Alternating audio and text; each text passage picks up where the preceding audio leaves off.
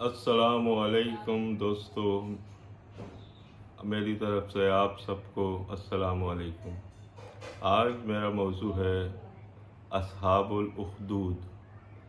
یہ واقعہ قرآن کریم میں سورہ بروج میں آیا ہے، لیکن اس کی ڈیٹیل صحیح مسلم میں آئی ہے، پوری ڈیٹیل۔ واقعہ کچھ یوں ہے کہ یمن میں ایک بادشاہ تھا جو یہودی بادشاہ تھا، اور عیسائیوں پہ وہ بہت ظلم کیا کرتا تھا۔ تو اب ایک اس کے پاس جادوگر تھا۔ جادوگر جب مرگ الموت ہوا، یعنی کہ بہت بوڑھا ہو گیا، تو اس نے بادشاہ سے کہا کہ آپ مجھے کوئی اچھا سا لڑکا انٹیلیکچوئل قسم کا مجھے دے دیں، تاکہ میں اپنا علم اس کے پاس ٹرانسفر کر دوں، تاکہ یہ علم ختم نہ ہو۔ تو بادشاہ نے ایک اچھا سا لڑکا ڈھونڈ کے اس کو دیا۔ اب لڑکا اس سے جادو سیکھنے جاتا۔ راستے میں ایک راہب اسے ملتا، وہ اسے اللہ اور رسول کی باتیں، دین کی باتیں کرتا اس سے۔ تو اس وقت کیونکہ کرسچینیٹی ہی اسلام تھا مذہب، یہ واقعہ نبی صلی اللہ علیہ وسلم کی پیدائش سے 40 سال پہلے کا ہے۔ تو وہ دین کی باتیں سیکھتا اس راہب سے، اور اس پر اس کا دل ٹھکنے لگا، یعنی کہ اس کو وہ باتیں بہت پسند آنے لگیں۔ لیکن پینل میں وہ اس جادوگر کے پاس بھی جاتا تھا۔ اب کیا ہوا کہ ایک دن ایک بہت بڑا جانور، جب وہ راستے میں سے جا رہا تھا، تو ایک بہت بڑا جانور بہت سارے لوگوں کو گھیر کے کھڑا ہوا تھا۔ اب اس لڑکے نے ایک چھوٹا سا پتھر اٹھایا اور کہا بسم اللہ الرحمن الرحیم۔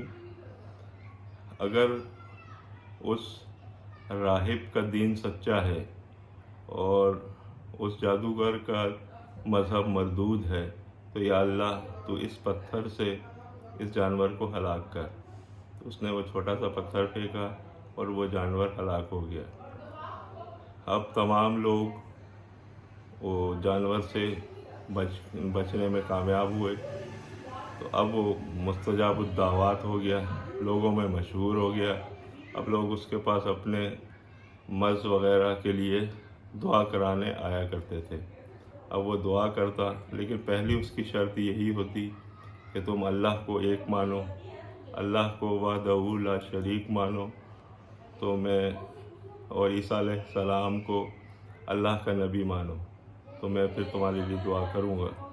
تو پھر وہ دعا کرتا، وہ لوگ صحیح ہو جاتے۔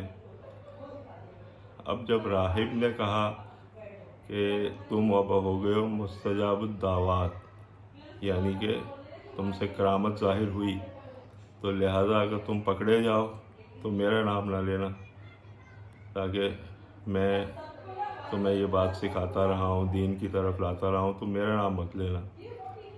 تو اس نے کہا ٹھیک ہے۔ اب وہ بادشاہ نے دیکھا کہ اس سے تو ہم نے جادو سیکھنے پہ لگایا تھا، یہ کسی اور طرف نکل گیا، یہ دین کی طرف آ گیا۔ تو بادشاہ نے اپنے سپاہیوں کو بھیجا اور کہا کہ اس کو پکڑ کے پہاڑ کی بلندی سے اوپر سے نیچے پھینکو۔ اب اسے پکڑ کے پہاڑ کے اوپر لے گئے۔ اس نے اللہ سے دعا کی تو تمام فوجی نیچے گر گئے، وہ بچ گئے۔ پھر بادشاہ نے کہا کہ دوبارہ پکڑ کے اسے کشتی میں سوار کرو اور سمندر میں ڈبو۔ سمندر میں غرق کرنے کے لیے اس نے اس کو کشتی میں بٹھایا۔ اب اس نے جب کشتی سمندر بیچ میں گئی تو اس نے اللہ سے دعا کی، تو سارے فوجی تو ڈوب گئے، وہ پھر بچ گیا۔ اب اس لڑکے نے کہا کہ میں اس طرح تو نہیں مروں گا، میں خود تمہیں ایک طریقہ بتاتا ہوں، اگر اس طرح سے تم کرو تو میں مارا جاؤں گا۔ تو انہوں نے کہا کیا؟ اس نے کہا بسم اللہ رب الغلام پڑھ کے تو تیر چلاؤ، تو پھر میں مارا جاؤں گا۔ لیکن یہ چیز تمام رعایا کو جمع کر کے سب کے سامنے کرنا۔ اب اس نے ایک بڑی زبردست چال چلی کہ ایک ایک کو مسلمان کرنے کے بجائے سب کو ایک ساتھ ہی کیوں نہ کروں۔ تو بادشاہ اس پہ راضی ہو گیا۔